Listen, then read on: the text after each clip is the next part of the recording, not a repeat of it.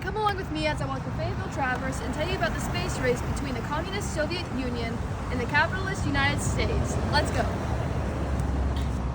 The space race was a high-stakes competition between the U.S. and the Soviet Union. World War II had proven that rocket technology was going to drive modern warfare. With advancements in military weapons, the arms race became the space race. The space race is important because it impacted advancements in technology, specifically with rocketry and satellites. It paved the way for new space exploration as well as inspired future missions. We can see this with NASA wanting to go to Mars. Let's start from the beginning. In 1945, World War II had just ended and the Cold War started. The Cold War wasn't a war, it was essentially just a political and military rivalry between the US and the Soviets, who both wanted to prove that their way of running government was superior.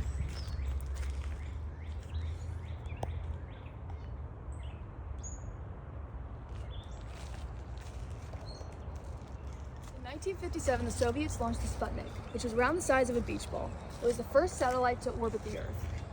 The US was known for space innovation, so when they realized the Soviets were beating them at their own game, they were not only embarrassed, but they feared how this technology could be used to harm the US. Looking back, the US decided because they were behind the Soviets, they should start implementing more science in the classrooms.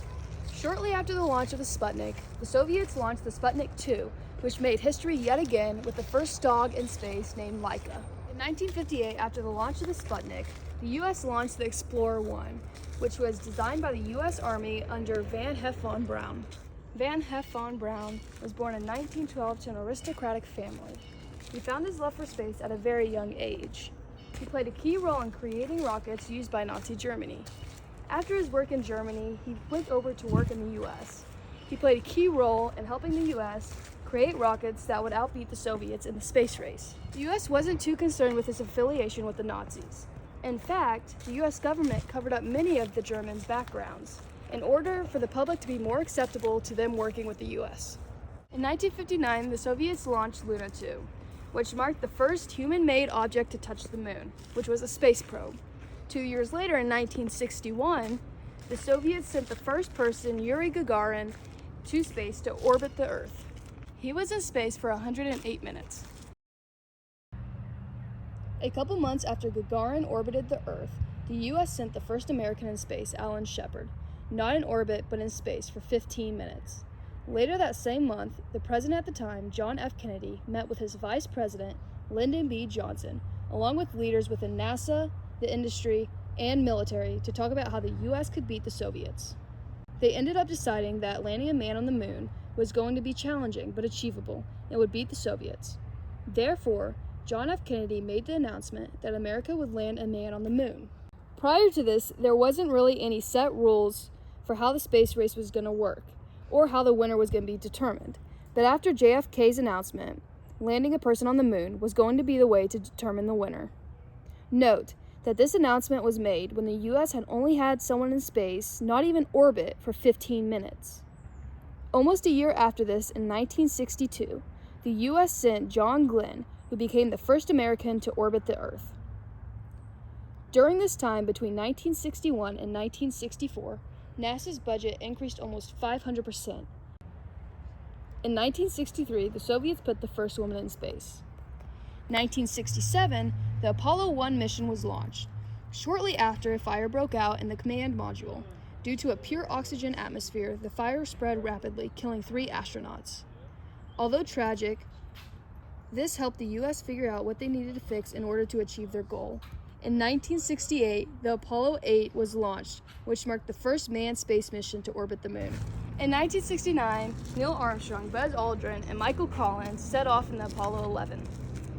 Neil Armstrong left a legacy when he was the first man to set foot on the moon, while saying his famous words, "That's one small step for man, one giant leap for mankind." While on the moon, they participated in research, collected samples that we still use today to help us understand more about the moon. Also while on the moon, they planted the American flag to symbolize the U.S. win over the Soviets in the space race. Towards the end of the space race in 1966, Sergei Korolev, who led the Soviets in many of their space advancements, such as first human, first dog, first satellite in space, and many more, died due to a complication in surgery.